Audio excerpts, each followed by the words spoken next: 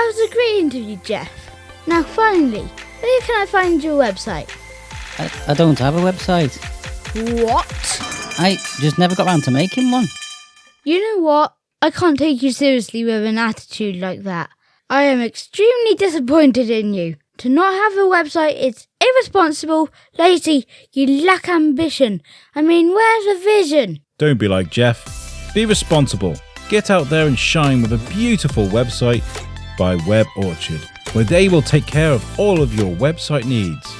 Go to theweborchard.com right now and get a beautiful website you deserve. You know what? Get out. Hey guys, and welcome to part 1 of our coverage of Shrewsbury Comic Con Spooktacular. What a great day that was. I remember going last year with my H6, which meant I did a quick walk around last time, and I remember taking the content home, sitting down and thinking, you know what, this stuff is brilliant. I wonder what it would sound like if I managed to get a studio and sit there for the whole day. Well, luckily this time, that's what Nick, the organizer, has suggested. So he set us up with a beautiful table with power, so I can power a mixer. And I got to take my time walking around, and I'm sort of planning my route around the event and choosing my victims. I mean guests. And this episode, you're going to hear some really, really cool interviews. I was so privileged to speak to these wonderful people. You're going to hear the likes of George Coppen, Craig David Dowsett, the Preston City Ghostbusters, Sam Kwasman, as in Donald Duck, and Mike Carey, where we start a bit of argy-bargy, bit of beef between the actual name of one of my favorite comic book characters, John Constantine or John Constantine. You're going to hear what Mike Carey says about that, excuse me. So yeah, we're going to get really down onto that. And this is just a great event where I had such a good time. Usually I'm supposed to like keep an eye on my content and what times we got. And it's really good discipline to work out how many interviews you're going to get, how long they're going to be, and whether you can fit it into the time. And I went way over because I was just in my element. So yeah, this is part 1. And I got to say thank you to Nick, the organizer, for letting me come and do my thing. Now, before we get into this episode, I do want to talk about what happened this year with Shrewsbury Oktoberfest, because it's worth mentioning that I absolutely love the guys from Shropshire Festivals. I think they do an amazing job, and Oktoberfest is one of my favourite festivals and events of the year.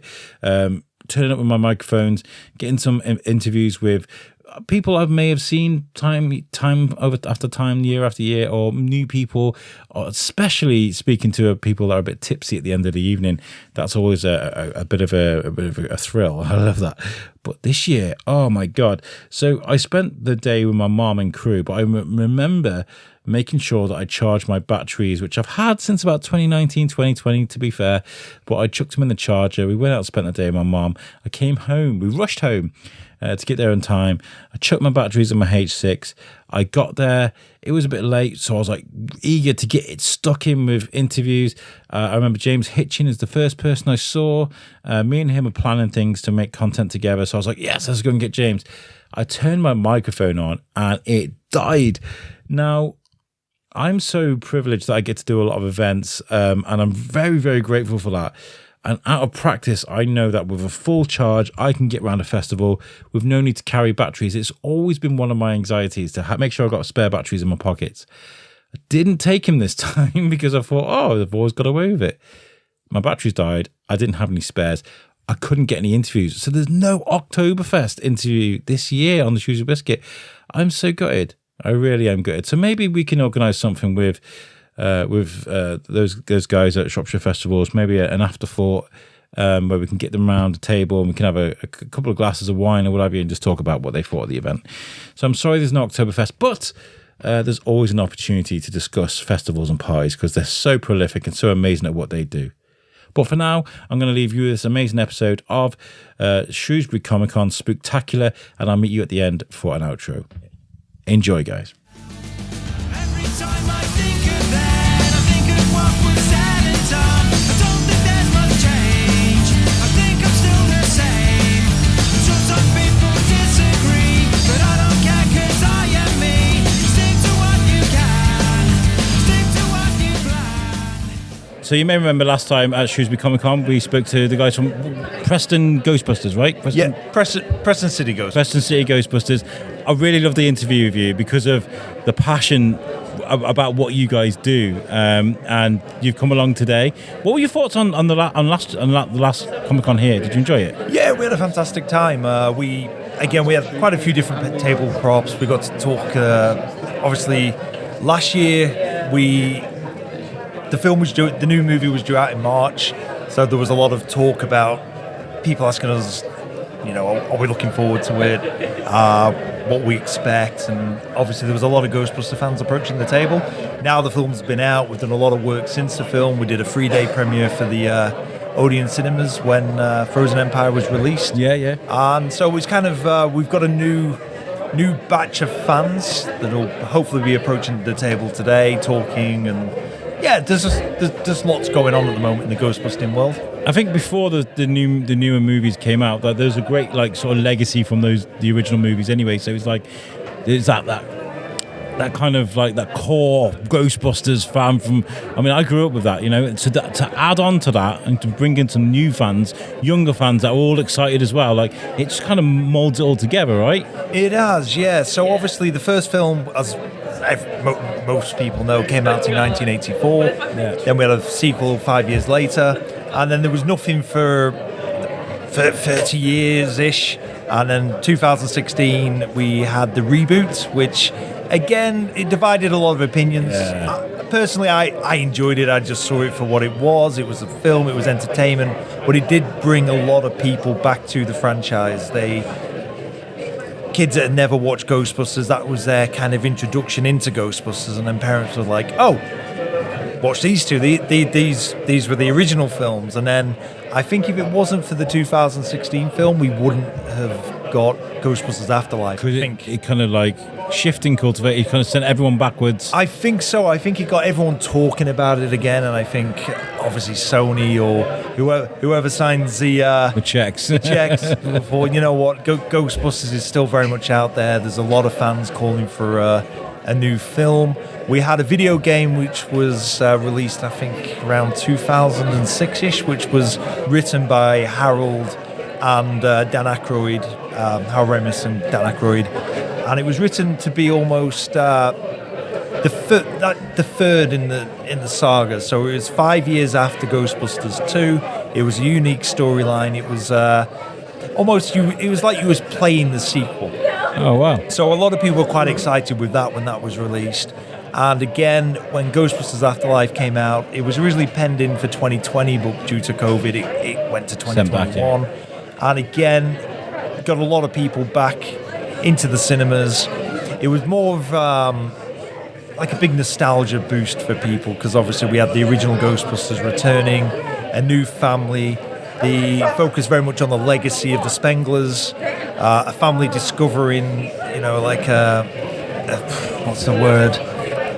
An estranged family member that's kind of been cut off, and again seeing the original Ghostbusters turn up at the end, and then with Frozen Empire, it felt like a true passing of the torch film. Yeah. It was one of them that splits a lot of opinions with fans. Some people, again, they prefer the older stuff, some prefer the newer stuff, but again, I saw this now as almost like here you go, and then maybe the next film we won't see the original Ghostbusters, maybe very briefly, but it's going to be, I reckon now, needs to focus on the new family, their own trials and tribulations. Well, they set it up so that there's lots of stuff going on in the background, we almost had a James Bond Q moment where there's these are new toys, and James A. Caster's come in as well, which I think he was brilliant. It's not like I said, it's like they've found this, because Stranger Things, I feel is a pivotal moment where people go, we like to be titillated with a little bit with horror, and also a throwback to nostalgic times. Yeah. And then you got Finn Wolfhard, who's builds that bridge there, because he's obviously in the newer film. So it's kind of there is something happening where they've realized there's a gap in the market. I remember it was a while ago, there's lots of vampire movies, there's Twilight, and there was this, that, and the other. Whereas like then there was like a gap where there's not a lot of like paranormal sort of stuff going on. There is a gap in the market, and Ghostbusters just moved right into that gap. And I think so, yeah. I think what you find with a lot of cinema is, like you're saying there, everything, it has its time, doesn't it? Yeah. And then you get to a certain point where it then comes back. So we went through a lot of natural disaster movies, and there was a lot of monster, like your dog turning on your dinosaurs. Could like World War II movies for a bit, like that. Sharknadoes and there's that, yeah. And then now I think we're almost in the serial killer phase of cinema and horror, where everything is trying to get the shock factor and pushing gore, and I think when Ghostbusters came in, it brought cinema back to that kind of family entertainment. There was a few jump scares. There was kind of a lot of comedy, but it was just a fun adventure for families. It wasn't kind of changing the narrative of what it set out to be. And again, there was a lot of positivity around the recent movie. And I loved him. I really did. Do you... Like, because this is like, you do this an awful lot. You were talking about the Ghostbusters music just a second ago. You're like, we listen to this all the time. Does it ever get tiring for you? Does it get like, oh my God, we've got to listen to this music all day? Or No, it's quite strange, because I think we've been blessed by having quite a good soundtrack put together. We've got some, obviously in the they are Ghostbusters. bangers. Yeah, I mean, every song in the original movies, they're just great to listen to.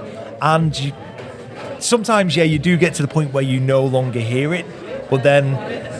Watch the guys. The second, higher comes on by. Your love. I think it's on now, is it? Yeah, Jack. Yeah, it is. Yeah, you just can't help but start swaying.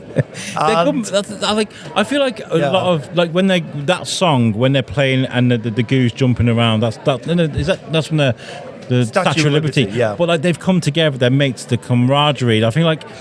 That is what it's like watching an episode of Top Gear. It's like watching they're the guys coming together. It's camaraderie, the friendship. Like, I think that's what brings it together, and I think that's probably where all the nostalgia, the misogyny came from with the 2016 reboot. They're kind of like, it was a guys thing. Do you know what I mean? Like, I kind of get it, but it was right. I don't know. It brought a new kind of movie critic out to the world. I think it did, and I think as well is the actresses that portrayed the characters. If you're not a fan of their comedy style, because I mean, I'm not watched stuff like Bridesmaids or it's that same comedy troupe, and they just carried the humour over. Yeah. And I think if you're not a fan of that style of comedy, because comedy is subjective, obviously. Of course it is. Everyone, a lot of people don't find James Acaster particularly funny, but I think he's brilliant. I love his drive. I thought he was perfect. I was like, what a great casting move that was. Like he delivered his lines. He was that kind of... If you... With comedy being subjective, you either love a comedian or you hate a comedian. And if you can't get behind that comedy, then you're not going to enjoy anything they do or what they're in. Going back to, you were saying about this almost being a full-time gig for us. Yep. We are involved in a lot of different pieces. Obviously, we support quite a few different charities. But again, we are the Preston City Ghostbusters, but there are groups all over the country, all over the world. And it is a very large community, and we're very fortunate to work with a lot of these different groups. I was at an event yesterday where we had Merseyside Ghostbusters join us. Oh, Norfolk Ghostbusters. Rivalries. But no, we don't see each other as rivals. It's a very nice fandom. Everyone kind of comes together. Oh, that's good. That's nice. No one kind of like picks on each other's. That's not right. This is wrong. That's a nice patch. Yeah, absolutely. And there's a lot of people that trade these. So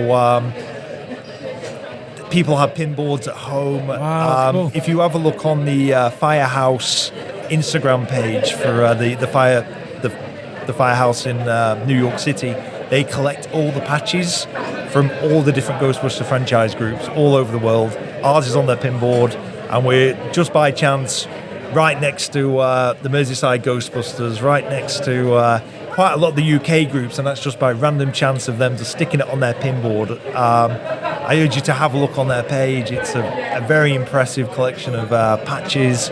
But yeah, it's for the most part, everyone is very cool in the community. Sounds like a really nice community to be part of. To be fair. It is, and again, at the moment, there's a lot of talk with there's a potential Netflix animated series coming back out.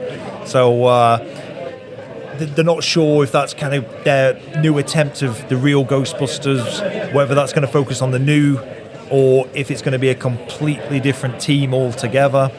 I think, as continuity of story, it would be better for it be a different team, so nothing contradicts itself. Because I kind of feel now, with the introduction of the new HQ, the supernatural center. My words are getting jumbled. We know what you mean, yeah. But I think there's a lot of opportunity now to explore different franchises off the Ghostbusters, not just focus on the. Weirdly, I've just thought of I say Justin Roiland.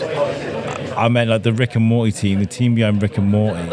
I think they'd be phenomenal to do that. I mean, the animation would need a bit of work, but I'd hate for them to go sort of Cartoon Network silly with it. I'd like for them to like turn it into something that's quite arty. That's nice to look at. Do you know what I mean? Yeah, it'd be interesting to see what direction they decide to take with the animated stuff. Whether it's going to be computer generated or are they going to use animation like the old days? Yeah. But by the way, Chris Battle, who I know from Cartoon Network, that isn't a dig at you. You're an amazing artist. You designed the Teen Titans, and Teen Titans is fantastic. That art is amazing, and it is great for what it is. But I feel like Ghostbusters needs to I feel like you need to make it for the adults and for the kids. And it sounds really daft. I know you need to pass the torch, but it needs to be a sort of a nice thing to.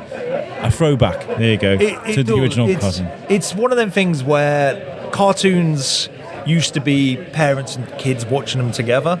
And I think a lot, like you're saying, a lot of shows now are either designed for adults or for kids. Yeah. I mean, I say that. I mean, I've got an 8-year-old boy, and when he was a little bit younger, he'd go to bed and I'd still be watching Thomas the Tank because I need the conclusion.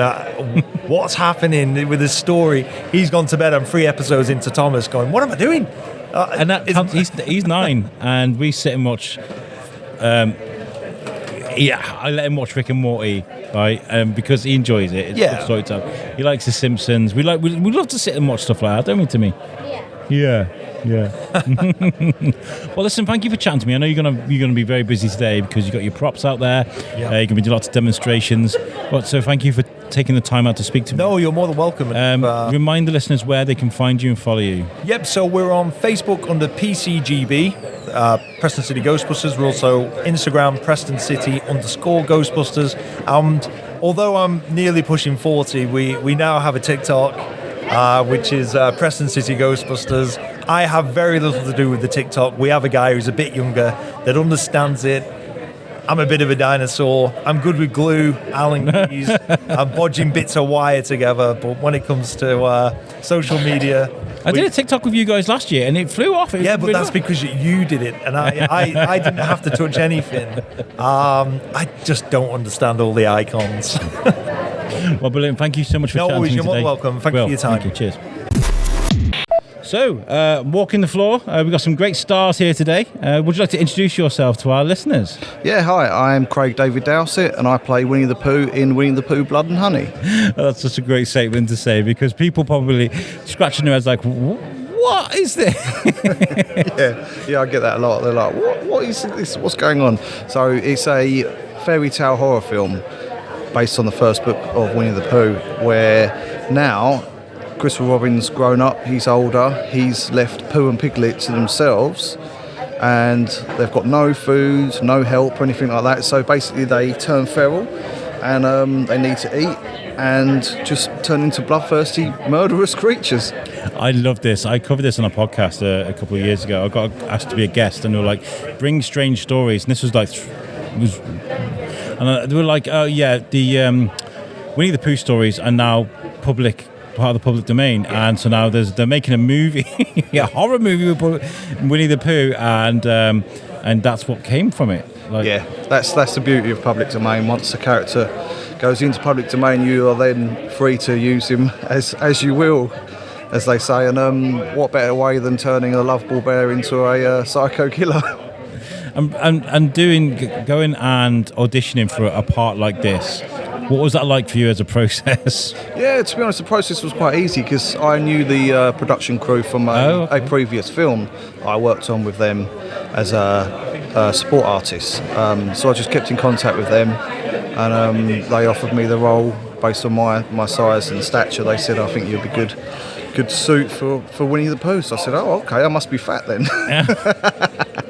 But some of the most iconic horror sort of characters are those characters behind the mask, sort of like your Michael Myers and your Jasons, and like there's something about body language and standing there and looking menacing. It's not just about running after someone with a knife, is it? You've got to work on it. Exactly. That's the thing about acting behind a mask. You can't see your facial expression, so you have to act out your emotions through body language. What better way than to look back at the classics like Michael Myers, Jason Voorhees, and try and see how they move and look as their stature, like menacing, and try and take a bit from their characters and add a bit of my own, and trying to make Winnie the Pooh as menacing as possible. Did it take a while to get used to the movements and stuff, or did it come out the gate straight away? I mean, no, it did take a little bit of a process, because when you've got that mask on, all your senses are thrown out, your spatial awareness, your sight, your sound. So it did take a little bit of a process to get used to it, to get used to how to walk and how to turn your head and that. So yeah. And let's talk about the movie itself. Obviously, it's quite controversial. Obviously, there's a lot of people complaining about the use of that character in such a way. What was that like to sort of see? I mean, did you get in amongst it with the comments on Facebook and things like that? I mean, yes, I got a lot of hate mail at the start. So did the director. A lot of people saying, you've ruined my childhood, and I'm like, dude, you're 55. I've not ruined your childhood at all. I love that comment. Yeah. It's still there. It still exists. It's still there. The original Winnie the Pooh is still there for children. It's sacred. It's always going to be there. They're always going to have that. Now, this idea and this concept is for adults who are horror enthusiasts. So this is a horror twist for that audience. So my general comments were, if you don't like it, don't watch it. Everybody has a choice. They've done it with so many domains, though. Like Alice in Wonderland, they've done that. It's not exactly a new idea, taking like a fairy tale character and putting a horror twist on it. No. It's been done for years. Yeah, exactly that. And what was the music? How was it received when it was released? Did it do well? Did you get lots of new fans? I mean, how was it? Yeah. Generally, it done really well. Got lots of new fans and followers, and it's got a nice little cult following going on at the moment. I mean, obviously at first the critics sort of tore it a new one because they were expecting this multi-million-pound blockbuster, which it was never going to be that in the first place. So, critics being critics, they're always going to pick at things and that. But generally, the people who got the movie, it's one of those you can sit back, relax, not have to concentrate too much, and just have fun with it. Those people generally loved it. I love when you can watch a movie and read between the lines. One of my favourite, and again, it's an iconic movie, is Velocipasta, which is a very silly horror movie by Brendan Steer, and it was just a guy in one of those T-Rex suits. I mean, it wasn't. It was like $4,000, I think it was to make it, but it was a very cheap suit, and it was just a guy running around like it's a horror movie made. And then like they'd come out of a building, and it'd be like, they'd show a car and it'd look, text would come on the screen, insert explosion VFX here. Yeah. And that grew so much trajectory with fans around the world. And I got to interview Brendan, and he was saying like sometimes it's just about just having fun and enjoying it. That's it. That's what it's all about. You got to enjoy what you're doing and have fun watching these films at the same time. Bro, and what after the film we were talking earlier? So you're saying you're at Comic Cons all around the world now because of this? Yeah, that's right. Yeah, I get to travel all around the world, meeting all the fans from different countries, which is great, absolutely great. Just to meet them, chat to them, and see what they think of the film, see the bits they liked, and that. Yeah, it's really cool. Have you had any pinch me moments yet because of this? Yeah, a lot of pinch me moments because I'm quite a fanboy myself of like all the horror icons and that, and all the cons I've been on around the world. Is really good to see some of the other guests, the likes of Robert England, who plays wow. Nick Castle, the original Michael Myers. Yeah, all these great superstars that I get to meet along the way. That's a really pinch me moment for me. I was meant to interview Robert England at a Comic Con. We'd arranged it and everything. It was an MCM, I think it was. One in Cardiff. It wasn't MCM. I can't remember what it was. But anyway, we had it all set up. My co-host is in America. He's waiting to get all this. And unfortunately, the train stopped running and I couldn't go. So it stopped. The other trains just completely stopped and I couldn't get down there. And I was, well, got it. Robert England, absolute legend. I'm glad that this is doing what it's what you wanted it to do and more, because I feel like when I first saw this story all those years ago and I covered it with I guess I kind of like them making this movie. Yeah. It's doing more than what it was meant to do, and that's great. It really is good for you. Yeah, pleased for you. What work have you got at the moment? Has it generated more work for you? It has generated a lot more work for me. But at the moment, I'm working on directing my own movie. Oh, cool. Yeah, that's called Windigo. I'm going to be hoping to start shooting that around December time. Just waiting for a few dates to get sorted, and that's going to be a Bigfoot horror film. That's amazing. Oh yeah, it's going to be limbs ripped off everywhere. It's going to be not like Bigfoot and the Jeffersons. No. Yeah, this is going to be savage. So that's brilliant. What I'm working on at the moment. So, well, it's an absolute pleasure to meet you. And you. Thanks for having us on. Where can people find you on social media? Follow you? Yeah, that's on Instagram at Craig David Dowsett. Brilliant. Well, thank you for chatting to me. Awesome. Today. Thanks. Take care. I managed to find George Coppen. How are you? Hi, I'm good, thanks. How are you? What are your thoughts on this Comic Con so far? Yeah, so far not too bad. I've not sold any autographs yet, but it's still early, so hopefully sell a bit, make a bit of money, Yeah, it's quite daunting, isn't it, when you're sat at a table and there's just people walking past. Yeah, like I'm chatting to everyone, and then I get the classic, oh, I'm just having a look around first, and I'll be back. It's like, well, yeah. Talk to me about your career then, as an actor. Where do you start and think, this is what I want to do? Well, for those who know, my dad was an actor mainly in the 70s and 80s, so he did like Star Wars, Return of the Jedi, Neverending Story, Willow. So I've grown up on his stories and around his friends from the showbiz. So when I left school, I had all right GCSEs, nothing to shout home about. Did a few admin jobs, and I thought, this ain't me. I thought, I want to give acting a go. So 2017, gave it a go. Did my first ever panto in Middlesbrough, which was one of the best things I've ever done. Still my favourite job to this day.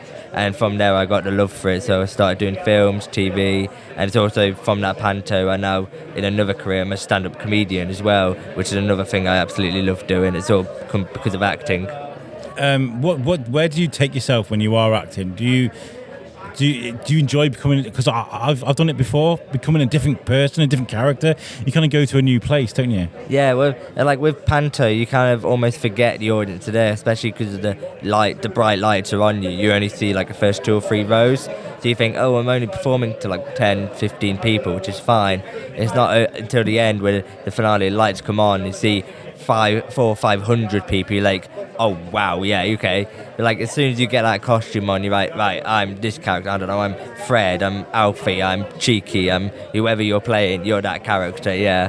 Yeah, it's nice, especially if you've had a terrible day and you're in a bad mood. Yeah. I used to, to put into perspective, I used to work at a scare maze that was at Shrewsbury Prison. Oh yeah. So they used to like give me like roles like the psychopathic butcher, or I used to play this one called Splinter, and I was this nasty inmate that would screw people over and stuff. If you go into a place like that and you're in a bad place, it's really nice to just let off steam. Oh, yeah. And just be completely horrible to people and get paid to do it. Oh god, yeah, it's all fun. Like, I remember doing one panto, I think I was in Dunstable, and it was coming to the end of one show, and the dame on stage went, right kids, it's time to get your phone out, get your cameras out. And I saw this kid in the front row, her face just lit up. She's like, Mum, Dad, where's the camera? And I remember thinking, that's why we do it. That's why we do this job, for reactions like that. Like leaving, obviously, being a dwarf, wherever I go, I'm going to get pointed, I'm going to get stared at. But knowing that when I'm in panto, I'm getting pointed and stared at because the kids are going, Mummy, Daddy, look, it's the dwarf, it's Snow White's friend, come have a photo. That's really heartwarming. So you sort of lean into it then. Oh God, you've got to, and it's not heartwarming knowing that you've made their day from just doing your job. But the hardest show to do, and I've done this a few times, is doing a show when you're hungover. That is the hardest. I've done a few shows coming into work after a heavy night. You're going, oh, why am I doing this? And you go, there's two. Then you hear all the schools coming in. You're going, I don't want to do this. I just want to die. But as soon as you get that costume, you go on stage like, hiya, kids. Then I get off stage, you go, I want to die. And I suppose with some, I suppose if you're the only little person there to do that role, Yeah. and then you can be like, well, go and get it. There's nobody else to do that. I can go into work hungover. I can do this. Well, you'd be a bit of a diva about it. The pantos I've done have always been Snow White, which I know a lot of people say, oh, why do you do it? But I love doing Snow White because to share a dressing room with 6 other lads who have lived the same life you've lived and have the same problems, like with disability problems with public you've had, and you can we just chat to each other and go, oh, it's what I've been through lately, and we get what each other are going through. It's really nice knowing that, 'cause you don't, especially being my height, you don't get that everywhere And not you just go. that, it's a living. You're earning money. Oh, Like, God, why would you yeah. say no to money? Oh God, yeah. Like if someone said to me, "Oh, will you do panto all year round?" I'll bite their hand off. That would be the dream job for me. 'Cause it's bloody good money, And and like what makes me laugh is Christmas at the time that every other person is struggling for money, but every person in Pando is going, "I'm in the money." That's the only time we're in it. So if you ever see a little person in a bar, Yeah. the Milky Bars are on there. They're buying the pints. No. So who's kind of your inspirations when it comes to like acting? Is there anybody that you look at and you think that's where I want to be? Or do you just are you doing your own thing? I'm just being George. Yeah, I'm kind of just doing my own thing, and like not taking any job for granted. Going like, obviously, I want to expand my career. Going, right, I want to be on that telly. I want to be on that show. I want to be in those credits. Because like being credited is one of the biggest things for an actor. I've only ever been credited twice, and I've done a load of jobs. And like when you get credited, you get paid more, and you can go, look, my name is there. I'm on IMDb. Look. Yeah, exactly. I did look at you on IMDb. I do it for everybody. I do a little bit of research for every guest, and obviously it looks like you're just starting out there. Is there anything that you would like to be attached to? Yeah. Anything that any sort of genre that you'd like to be a part of? I've always said there's 3, because I'm a massive nerd and all that. There's 3 shows I would love to do. Doctor Who, I'd love to do Doctor Who. Couldn't be the Doctor because I can't run. I'd be the shortest one ever. You could definitely be a doctor. You'd be a great doctor. I'd just be hiding. Star Wars, I've done some stand-in work on Star Wars, but I'd like my own character. And the third one, and no one believes this, but I'd love to do I'm a Celebrity, Get Me Out of Here. It's one of my favourite shows of all year. I watch it every year going, I want to do that trial. I want to be in that jungle. Well, maybe like we can like start a YouTube channel. Yeah. Millions of viewers, Logan Paul style viewers. Yeah. Chuck you on a desert island. Yeah. And be like, there he is. Yeah. Get me in that. Just George on an island. and it's during winter, so when it's horrible over here, it's nice and warm and sunny over there. Get me in that jungle, That'd be really. I'd pay to watch that. Yeah, I think a lot of people would. You versus like a bobcat or Yeah. Oh, thanks. Yeah. Not the scorpions or no, a bobcat. yeah, just chasing you through the jungle. That'd be great. Thanks. Anyway, thanks for this podcast. Yeah, not that I want anything bad to you, but it would just be hilarious. Oh, thank you. Yeah. Well, while a Benny Hill theme tune just plays. I think you're great. I think you got so much charisma, and I feel like if you take this kind of energy into any sort of auditions and anywhere you want to go with it, I think you're going to do really, really well. Oh, thank honestly. you. Appreciate that, man. Yeah, hopefully. Really It's just, but like the only problem with acting, and any actor will tell you this, is the quantity of work. Because like obviously Christmas is the only time I'm guaranteed work, and because of how it works, is my agent has to ring me. My agent's brilliant, but I've kind of got to wait for that phone to ring. So that could be tomorrow, could be next week, next month. I have no idea. So it's kind of like I really need some work, and everyone says this, we go through a lot of dry patches. Like this year, for example, has been quite bad. I've only done like probably a handful of filming days for this year. I guess when it comes to your line of work, it's hard to stereotype people, but when it comes to them kind of roles, I guess that kind of naturally just lands towards you, doesn't it? I mean, Yeah. Obviously, we get all the creature work like goblins, gnomes, and elves. But no, not a lot of shows are doing that at the moment. It's really only like Witcher or Lord of the Rings. You know, those really are the only 2 shows I can think of. I know Witcher's coming to an end. I don't know about Lord of the Rings, but obviously Game of Thrones is finished, and that was a big one for a lot of our guys. Harry Potter was a big one for a lot of our guys, and all of them are finishing. It's like going, Well, there's a new Harry Potter show being yeah, made, that's isn't true. there? Yeah, so hopefully that could, yeah. What I would love to see, as you know, I would love to see like a little person or a dwarf in a role that's just them. Yeah. Their Oh, God, yeah. personality and their Yeah, standing out. absolutely. Not because they're small and they dwarf, can yeah. play that particular role, because but they're a good actor. Because they got that charisma. I Yeah. feel like that's where you need to go, my Oh, friend. thank you. We need a sitcom feature from you. Just- Absolutely, you know, yeah. That's why we need, but like a lot of people moan going, oh, why do you do the goblins, the gnomes? And it's typecast, and it's like, yes, but we need it. You know, that Hollywood hasn't opened the next door for us to do, and let's call them the everyday roles, you know. They haven't opened that door for us until they open that door for us, and then we have to stick with, there are a few dwarf actors out there, like obviously Peter Dinklage. I was going to say, he takes all the roles from you guys. No, don't even. There's a guy called Lee Gill who's in the Joker films. He's a good friend of mine, lovely bloke. And there's been quite a few times I've had an audition, sent it, and I've gone, right, I wonder if, and I've not got it. I mean, okay. A couple of months later, I've seen him on the telly going, I auditioned for that. God damn it, Lee. Like, I like you, mate. You're a good guy, but come on. Yes, but they're like paving the way for us at the minute. So hopefully, if studios realise, oh, we can have more than these 2 people, they'll get more of us in. And what's it like working alongside your dad? Obviously, your dad's done it for a while. Does he give you advice? Does he criticise you? Does he kick you up the butt? Like, We rarely work together, actually, because we like to have our own separate jobs. We've only ever done 2 jobs together. We did the TV reboot of Willow together, which was a lot of fun to film, because that was just after lockdown, and there was about 30 of us. We all knew each other, and of course, we hadn't seen each other for about 2 or 3 years. So it was really nice catch up, and because we were all bubbled together, we could act back in, obviously, it sounds crazy saying it now, but obviously back then, but we could all hug each other and be close to each other. Pandemic. Yeah, and then, but it's funny because obviously we're in these caves, so there's 30 of us right next to each other, and then we go back to a hotel, and the hotel's like, right, 6 per table. Like, what? We just had 30 of us in a cave. Then we go 6 per table. And then, but when we filmed it, there was 2 security guards at this hotel. One of them knew that we were filming, so let us be lenient on the rules, but not take the mick. There was another security guard there who, for whatever reason, hated us. Absolutely. Because Wow. the second there was a 7th person at our table, he'll be on us like a hawk. And we'll be like, there's a table of 10 outside, back when it wasn't allowed. And he'll be like, oh, yeah, okay. And this manager actually came up to us one point and went, look, I'm really sorry about him. I don't know why he's got it in for you guys. We know that you're here working. But another thing I loved about that job was in the mornings when all of us are getting breakfast, as I said, about 30, 40 dwarfs, and this hotel was open to the public. So everyone else would be coming down for breakfast, and you see their eyes walk in to see 40 dwarfs going, what? Okay. Yeah, what did I have to drink last night? You know. But that was a lot of fun. And then the other thing me and Dad have worked on is a short film, no pun intended.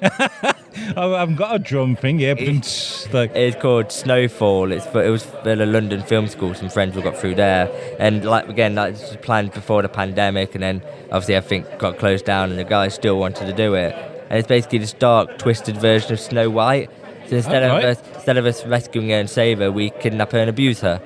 So I hope that we filmed that early last year. So that's still in pre-production. So hopefully going to be out in the next 18 months or so. I love that, because that would definitely provoke a reaction from people. Oh, tell me about it. But like that's what you get in the gig for, right? Is to piss people off.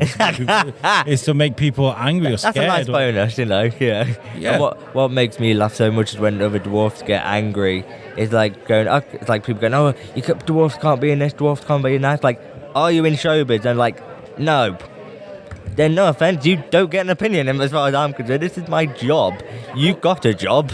I need this money. So stop telling me I can't earn this money. Because they did that about Snow White, the new Disney reboot. That trailer looks horrendous. So, if anybody doesn't know, they were going to get little people to do it, and then everybody were like, you can't do that. It's typecasting, it's cruel, you can't do this. So they had to... So they thought, I know what we'll do. We'll replace them with CGI abomination. CGI, yeah. Yeah, and it's like when average height people go, oh, you can't use dwarfs, and they get offended on our behalf. It's like, no, you don't speak for us. No, shut up.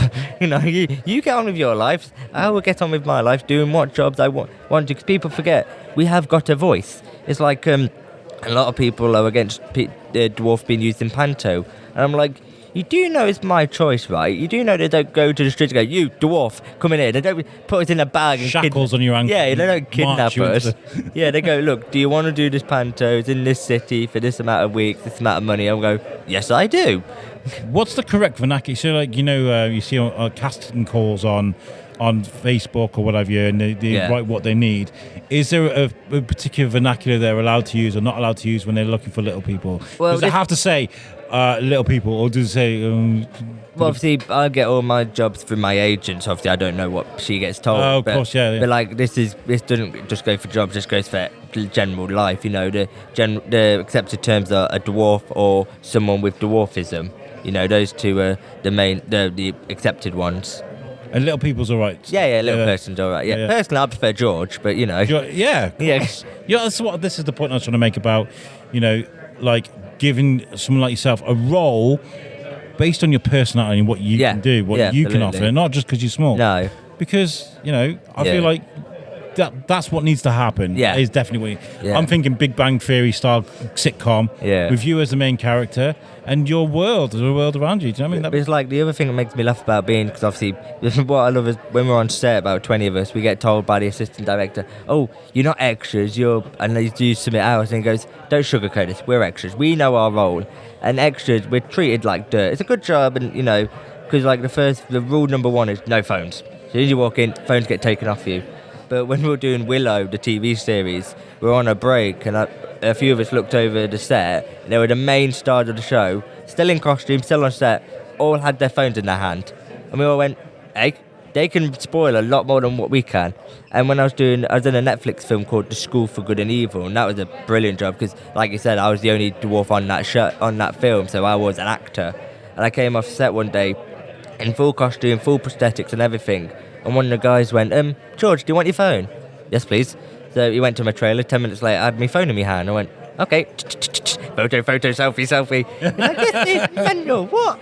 If I was an extra, it'd be like taken off me straight away. And it's like, I just did a job a couple of months ago. I can't say what. I was in this trailer, again, in full costume. And looked around, no one around. So I went, thank you very much. I got a few photos, sent them to... Yeah. Imagine walking around on that Netflix with your phone to you. I'm walking around with my phone out. Yeah. Oh my God, you're in trouble. It's like a big, ugly gorilla. Someone's cosplayed as my dad. Right, well, listen, George, thank you for chatting to us. Where can people follow you? Are you on social media? Yeah. So you can find me on Instagram. Just search for George Coppen. It's Coppen. Facebook, George Coppen, actor and comedian, or YouTube, George Coppen. Yeah. Brilliant. Well, it's nice meeting you, George. You too, mate. I hope you have a great day. Thank you, Enjoy man. Shrewsbury Comic Con. Cheers. Cool. Okay, so we found Sam Kwasman. Thank you so much for joining us. I know it's a busy day. It's getting big. There's a queue outside, so it's about to get really busy. Before we start this, I just need to tell you, I'm obsessed with voice actors, right? I've interviewed Ralph Garman, Charles Adler. He's an amazing, he's a good friend of mine. He's been on my podcast a few times. Really amazing. But anybody that can bring people in with this, just talking, doing the voice, bringing people in, I think is amazing. Well, thank you very much. Oh, boy. Don't know that. So iconic, such an iconic role, Donald Duck. Yeah, thank you very much. Well, yeah, I was 19. I was in a Disney show, and they needed a Donald Duck. I was a dancer. I started as a dancer in this Disney on Parade. You see it today as Disney on Ice, and back then it was a dance show. So what they skated, we ran. We used to call ourselves Holiday on Wood. And so I did Donald Duck Live, 10 to 14 shows a week. I did television, What's My Line, and I don't know if you know it here, I did radio spots and I was on the show for 2 years, and every year they do a new unit, and I would do the Donald Duck voice for each new unit. You see it today, well, Disney on Ice is the same thing. Yeah, of course. So, and then I went over to the studio and I started doing their records and their toys and their commercials and things like that. So it just kind of blew up. But I was the second one to do Donald Duck. You're the second Donald Duck. So I'm the second Duck.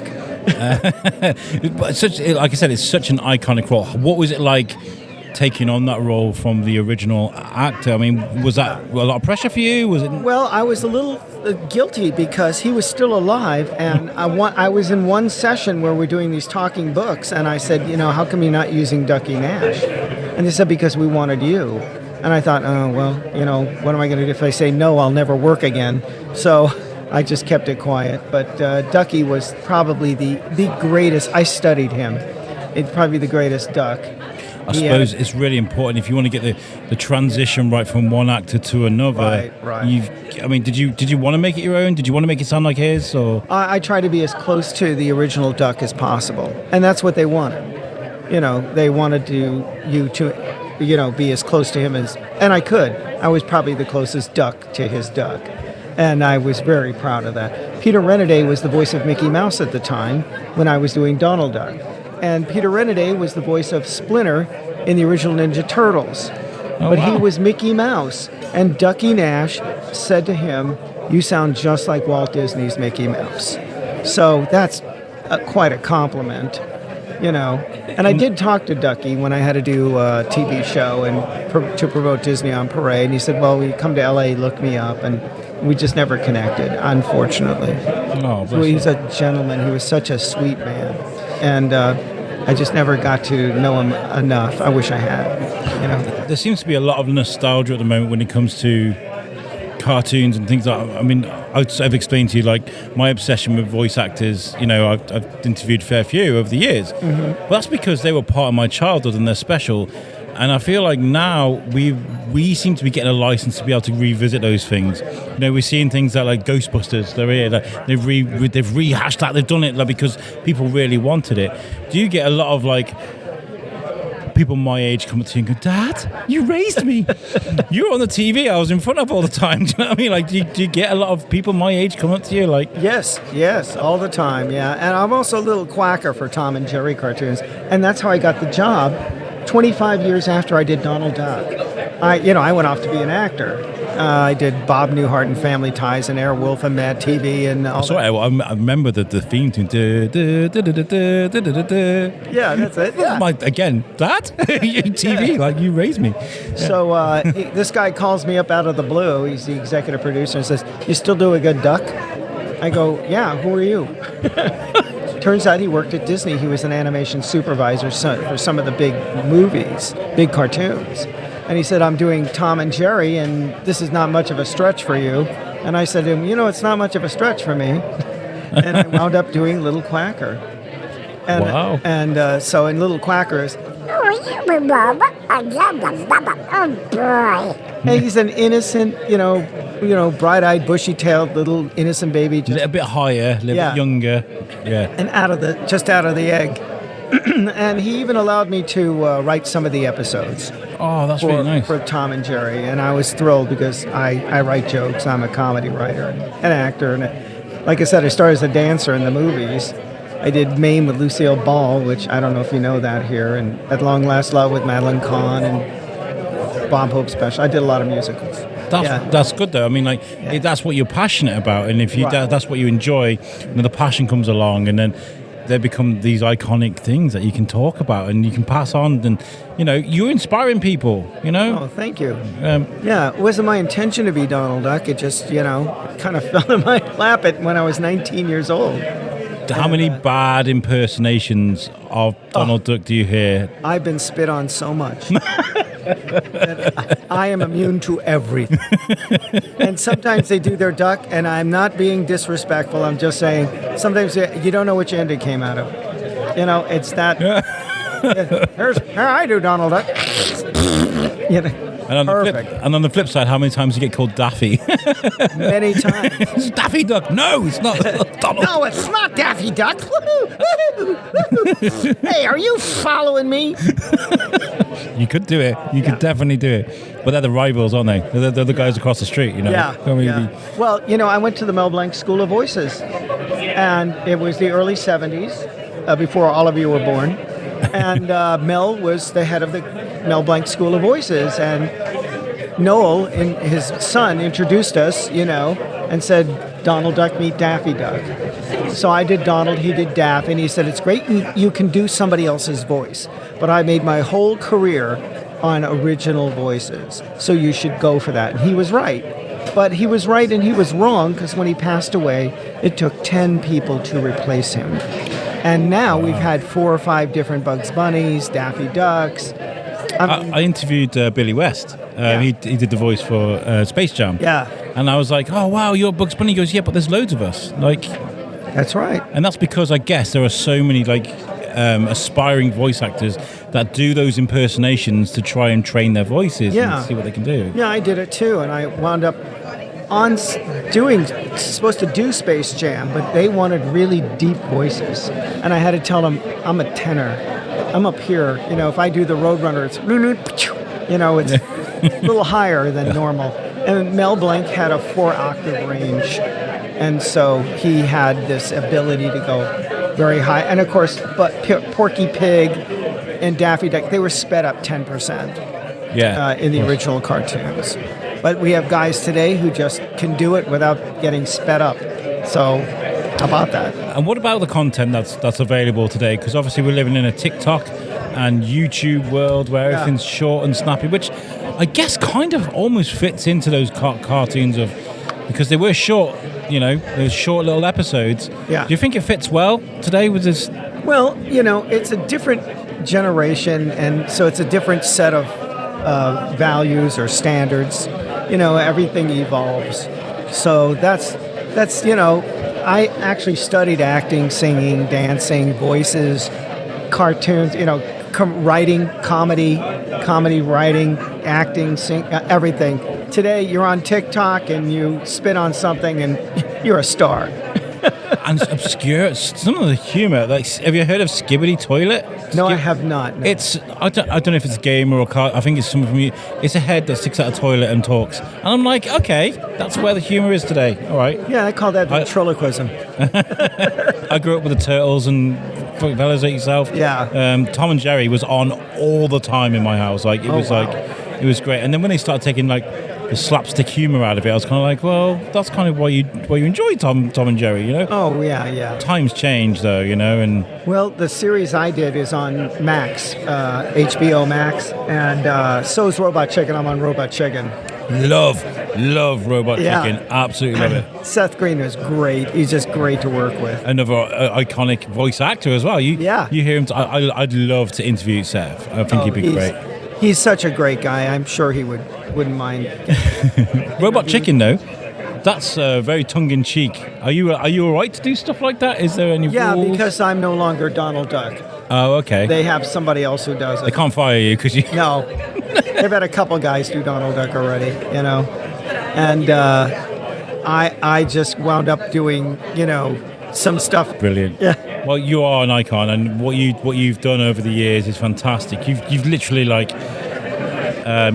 you've brought people on. You've inspired young people and brought them on. I think thank you for your body of work. Honestly, it really is a pleasure to speak to you today. It's funny because what I thought was important was doing theater and being on a stage and acting and doing stand-up comedy and musicals, and I'm a duck. You are a duck. I wound up a duck.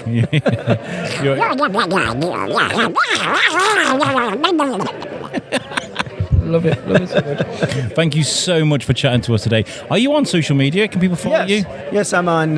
You can go to samk3000.com. That's my website, samkay3000.com. And you can go to @Sam Kwasman on Instagram. And I'm on Facebook, Brilliant. All that stuff. It was a pleasure to meet you. Yeah, thank you very much. Have a great day. Enjoy Shrewsbury Comic Con. Thank you very much. Thank you. So, Mike Carey, I'm Alex Whiteley. I'm from the Shrewsbury Biscuit. Nice to meet you. And I got introduced to you earlier by Mike Perkins, and he was like, you definitely need to speak to this guy.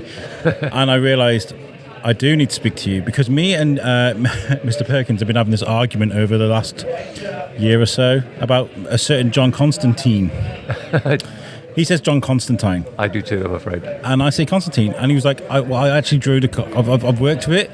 I'm part of that legacy. And I was like, but in the TV shows and the movies, they say Constantine. It's like, I think it's a transatlantic thing. I think the UK fans and creators tend to call him Constantine, and Americans think of him as Constantine. That's crazy. Yeah, I don't know why. I love the character either way. Oh, he's amazing. He's kind of like the Vertigo Comics Batman, in that he's somebody that's been like endlessly reinvented by every creative team, and yet somehow there's still that core that's always the same. Goes against the grain, and I think that's what draws me to him. He's kind of like, I don't care. Yeah. I'll do it my own way. Bit of a rebel, I think. Yeah, he's kind of like his humanity, sort of like talking back to gods and monsters and demons. He's sort of like always sarcastic. Always got a sort of snappy rejoinder, and every victory that he wins is a Pyrrhic victory. He always sort of comes out bloodied but still standing. There's the Justice League Dark. I think it was one of the animated movies, and there's like a little, to choose a better word, shit monster chasing Batman around, and Batman can't understand that it's just magic. He thinks it's science, and he's like, Whereas John Constantine's just kind of like, he knows what he's talking about, where Batman can't understand the magic behind it because it just doesn't make sense to him. I love that. I think it's fantastic. And he sort of straddles both of those worlds, the superhero world and the supernatural world, in a sort of unique way. So I love it. Let's talk about you and your career. Where does the world of comic books start for you? Where do you begin this journey? As a sort of like a 3-year-old child, I learned to read from comic books. I can remember reading comics on my mum's knee, literally. The British humour comics. We used to have this incredibly rich and diverse industry of comics for kids. Beano, Dandy, Topper, Beezer, Sparky, and so on. And in my case, Wham, Pow, and Smash, which were the 3 comics that Ken Reed and Leo Baxendale did for Fleetway IPC back in the early 60s. And I just kind of like ate that stuff up. And then at a certain point I discovered American comic books, first of all with Stan Lee, Jack Kirby, Fantastic Four, and kind of never looked back. So they were always in my life. And then there's a point where I started to do reviews and articles for fanzines, the sort of amateur produced magazines. Oh, right. So I mean, like, that would be if you were an accomplished comic book creator and you are critiquing them, that's kind of an honour for someone like that, right? Oh no, it was like this before I ever got sort of published as a. Oh, okay. I thought this is what. Wow. Okay. This is how I got into it. Sort of like doing these like pieces about the Vertigo comics of the early '80s. Just I reviewed Sandman 1. I reviewed Sienkiewicz's Stray Toasters. I wrote a long article about Grant Morrison's Doom Patrol. So that sort of stuff. And then the guy who edited one of the magazines I was writing for started doing his own comic book line, and I pitched a couple of ideas to him. This would have been sort of like 1989 or so. And he commissioned a couple of books for me, but then the publisher went bankrupt. So the books never came out, but I got to meet a lot of people who were like doing the inner workings of the it's people who were doing the same thing in the States, working for like indie presses, small presses, and I started pitching to Malibu Comics, Caliber Comics, and everything I got published I would send to the guys at Vertigo because as far as I was concerned, that was the most interesting stuff that was coming out back then. Well, it's not your typical superhero stuff, is it? Like, and I feel like that's probably maybe the turning point for comic books, is where it doesn't have to be Spider-Man all the time. It was definitely a new template, I think, for storytelling. You look at books like Alan Moore's Swamp Thing, all the stuff that Grant Morrison did for Animal Man, Doom Patrol, Sandman, and so on. They were kind of, it was a novelistic approach. They were long form stories told over many issues. And they had a kind of complexity and a subtlety that I think maybe was lacking from the mainstream at that time. Yeah. And I was lucky. I was really lucky about the timing because those guys came before me, Alan Moore, Grant Morrison, Neil Gaiman. And there was a point where American editors thought we were an entire island of Alan Moores. All they needed to do was come over here with a fishing net and scoop up a bunch of writers. So I sort of sailed in on the back of that, really. Me too. Yeah, okay. Yeah. Oh, wow. And then so you go there, and what's the culture differences between the UK and the US? What are the first things that hit you in the face as you walk through the door? In terms of the industry, well, I mean, I only worked for UK presses like after that, really. I got my work at 2000 AD off the back of having done Sandman Presents Lucifer. I mean, I think the British industry is much smaller. It's almost like a cottage industry. But I think we've always had a kind of eclectic approach and an irreverent approach. I think British creators tend to, they have this yen to take things apart and see how they work. Yeah. And I think in the 1970s, the American mainstream, and I wouldn't blame the creators for this so much as the publishers, but they got into a rut. They were really just servicing the same properties, the same characters in the same ways. I would probably compare it to what, and I don't mean to be negative, because I think positivities can come out of it, but like a bit like Disney Plus at the moment, it's kind of pumping out content, Yeah. and it's become stale, and people are complaining about it, and they're like, well, what we're doing wrong? Goes, well, it's because it's the same stuff, just with a different name on it, and it's like, I imagine Marvel could have learned from that. And I think they did. I think off the back of people like Alan Moore coming over and doing their own thing, you then got a whole bunch of American creators going, oh yeah, that's how it's done, and that becomes a sort of a model for other people to follow, which I think happens in any creative industry. Is there a point when it becomes a bit too estranged and a bit too distorted, where you have to kind of remember where you're coming from, or is there just a license to go as far as right or left field as you want to go with when it comes to comic books? I think the latter. I think you can sort of more or less write your own ticket, and then things that work kind of stay in the cultural mainstream, and things that don't fall away and get forgotten. So the great innovators are not always the ones who came up with the idea. In some cases, they're the ones who see the potential of the idea and take it further. What are the things that you're proud of the most out of your career? What do you look back and think, I'm so glad I did that? In terms of comics, I'm still really fond of Lucifer. It was the first monthly book I ever did.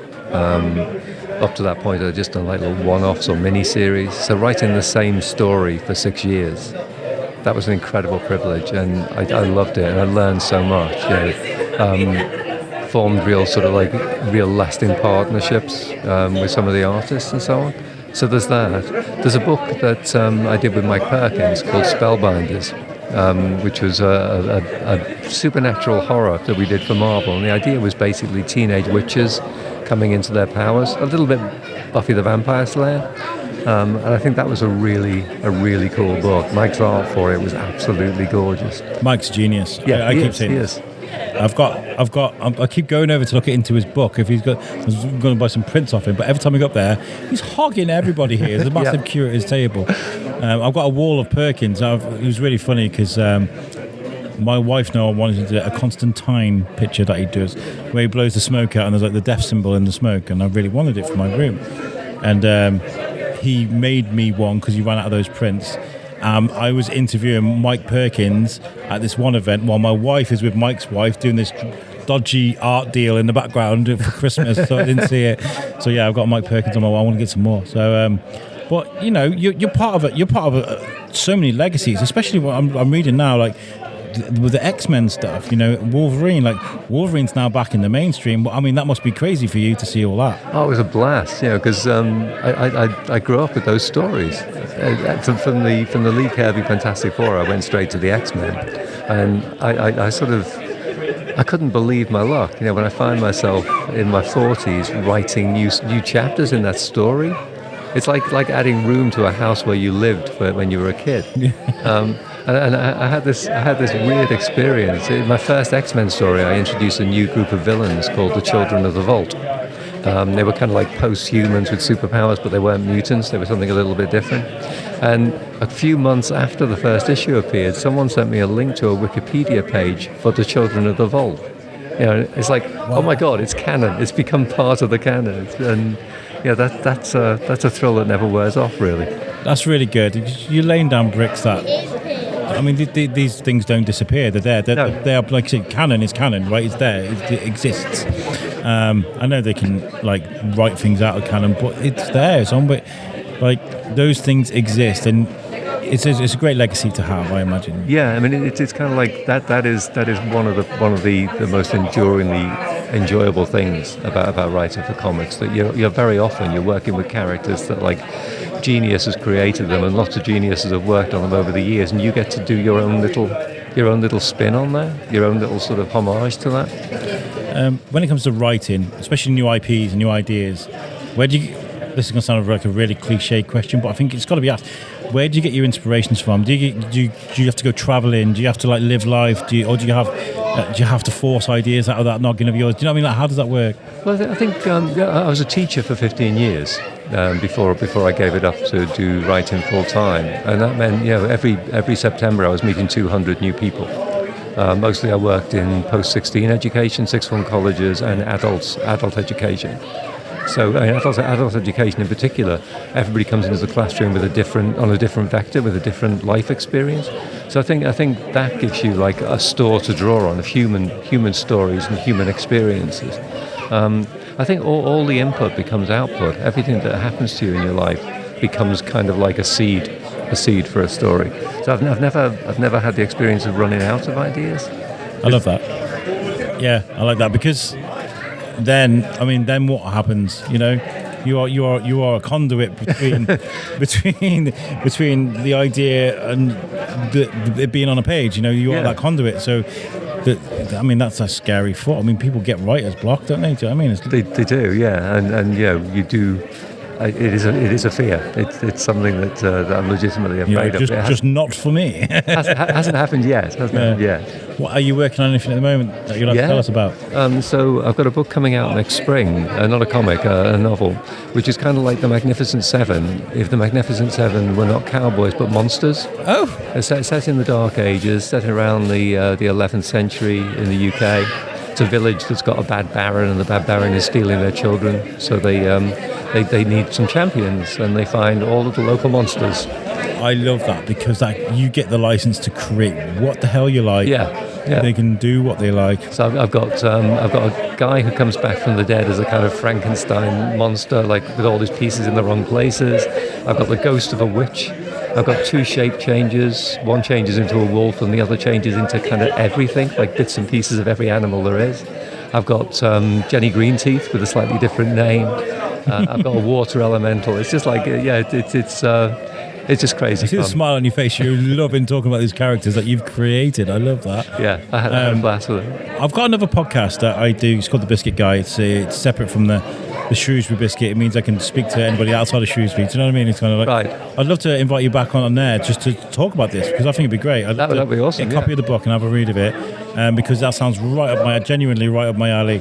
I would love to do that. Brilliant. Wait, can people find you and follow you on social media? Are you anywhere to be found? I'm on Twitter, under my own name, Michael Carey. So I'm around there a lot. I used to be on Facebook, but not so much anymore. No, it's kind of dwindled out. Well, it's been lovely to meet you. Yeah, likewise. I hope you've had a great day in Shrewsbury today, and it's been great to chat to you. Thanks, man. Yes, thanks. And that, guys, is the end of part one of this fantastic episode. I had to split it in two, because otherwise you'd have been listening to 2 hours and 40 minutes of a podcast, or something like that. So I've had to split it in half, but the next half is worth waiting for. You've got interviews with George Coppen's dad, Willie. We've got Matt Hill from Ed, and Eddie. And you know, to be fair, over 260 IMDb credits of TV absolute gold. So we got that to look forward to. My good friend Kevin Horak, amazing author, local author, came and joined me. Mike Perkins, we're going to settle the Constantine thing for once and for all. Amber Doig-Thorne, amazing actress. You get to hear from her, and organizer Nick as well. So that's what to look forward to on part two. Now listen, if this is your first time listening to the Shrewsbury Biscuit podcast, make sure you give the show a follow. I'm on Facebook, I'm on Instagram, and I'm on TikTok. Just look for the Shrewsbury Biscuit. If you want to know everything about the Shrewsbury Biscuit, go to the website, which is the shrewsburybiscuitpodcast.co.uk. You can listen to podcasts on there, you can read about me, and you can follow everything that you need to from there. What I do want to say is the format for the Shrewsbury Biscuit may be changing soon. I'm always looking at ways to keep things fresh and to make sure that I'm not falling behind, and my content is new and exciting. And I may be moving away from the seasons format simply because I had to move to seasons format for my old job, which was Monday to Friday, 9 to 5, and very difficult to schedule around. So now I'm in a job where I do have time to record and I do have time to produce. So we may be going back to a weekly Monday show. Keep an eye on our social media to keep up to date with what's going on. The only thing that may be different is I'm toying with the idea of possibly inserting a segment, a sort of 10-minute segment into a bit of insight into Shrewsbury or surrounding areas. Now, this segment can be a review, it can be an audio article, it can be anything as long as it's useful to Shrewsbury, family friendly and good quality. So if you're interested in recording something and supplying it to the Shrewsbury Biscuit, just for good practice, so you can make something and contribute to something really special, drop me an email at shrewsburybiscuitpodcast@gmail.com. I'd love to hear from you. We can meet up for a coffee, we can have a chat, and whatever you want to do, as long as it's legible, it will be maybe we can come up with something. But for now, thank you so much for listening to this episode. Flip over to part 2 and I'll catch you there. Thanks you for listening. Peace out.